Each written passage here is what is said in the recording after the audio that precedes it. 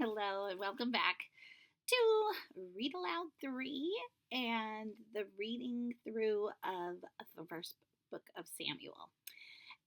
So, my last episode of this, I said, I'm going to go ahead and time myself. Oh, or I'm going to go ahead and, even though I'm not at that level of editing just yet, I forgot to start the timer.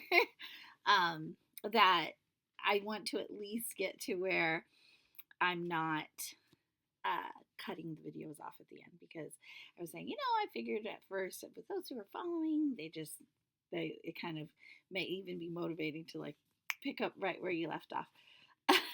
I mean, you know what I mean? Like, oh, what was the next thing that was coming? But especially if you're not following the channel and you just want, to watch an episode here or there, then that can be frustrating.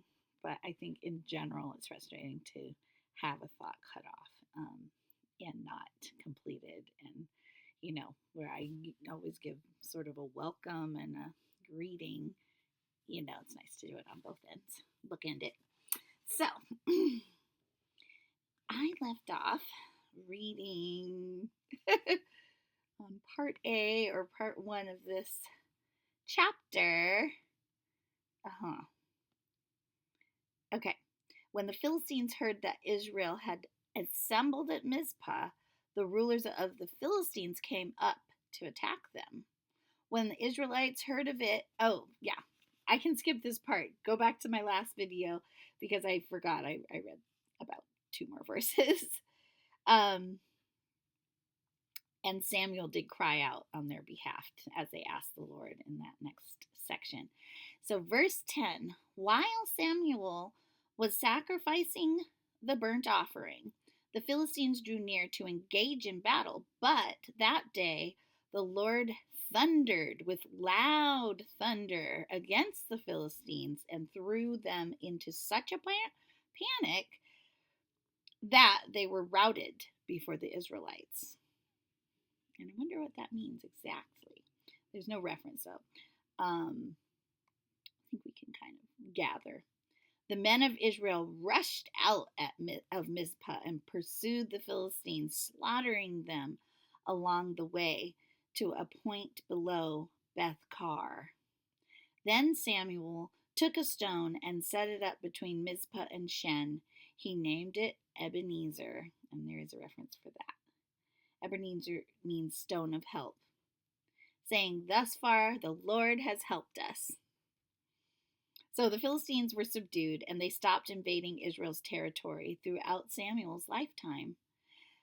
The hand of the Lord was against the Philistines. The towns from Ekron to Gath that the Philistines had captured from Israel were restored to Israel, and Israel delivered the neighboring territory from the hands of the Philistines. And there was peace between Israel and the Amorites. Samuel continued as Israel's leader all the days of his life. From year to year, he went on a circuit from Bethel to Gilgal to Mizpah, judging Israel in all those places. But he always went back to Ramah, where his home was, and there he also held court for Israel, and he built an altar there to the Lord. Okay, so there were a couple things that stood out to me, which is the fact that they said that Samuel said, thus far, the Lord has helped us. Like, we don't want to keep coming to him. But also, let's just look up what the word routed means, because I think it's just that I don't know that vocabulary word. I'm gonna get cut off if I do that. So you can look that up, and I will too. And I will see you next time. This way I can end without being interrupted. I don't know if I can end that though. Have a great day, and I will try very hard to see you